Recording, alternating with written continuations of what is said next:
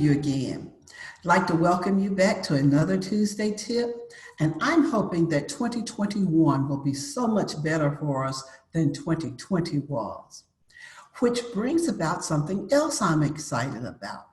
On the last Tuesdays in every month, we're going to try to do a live Zoom with you. So our first live Zoom that you can call in and participate will be January the 26th, 2021. Ebony is doing a great job at marketing. I'm sure that you'll see a lot more to come about our live Zoom. And in case you don't want to be on the Zoom video camera, then you can always email us your questions and Ebony will read them for you. I think it's going to be great. I'm looking forward to sharing with you. But for today's Tuesday tip, we're going to talk about the much related, postponed, delayed rental assistance for you guys.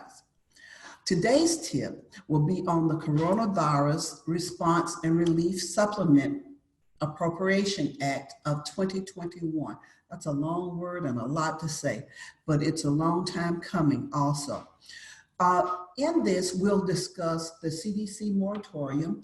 There's not much to discuss on that. Basically, that the moratorium, the CDC moratorium, has been extended until January the 31st, 2021. Now, if your state has a moratorium, then you need to check with your local governor's office or whatever have you, because some states, such as California, I think have extended it past the January 31st that the CDC is using. Also in this act is $25 billion to help the residents who are behind in their rent. There are a few guidelines that the Treasury Department requires, but the remaining guidelines and the qualifications will be left strictly to the states. So each state might be different. It's kind of like the vaccination. You know, the government, federal government didn't give any regulations. And so we don't have any regulations from the federal government for this other than just a few. So look forward to hearing more on that. What I want you to know about that is that most owners and agents who not received rent in close to over a year will actually benefit from this act. The relief package, again, is $25 billion, and it's to help thousands of households who were impacted by COVID-19.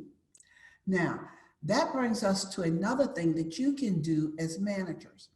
As managers, you can find resources to give to your residents where they might be able to go and get assistance with housing and with back rental payments.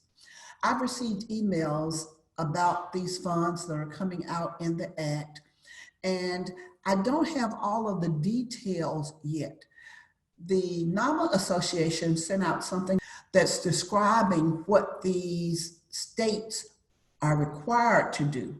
But as I said, each state will have their own guidelines for what they require the residents and the landlords to do.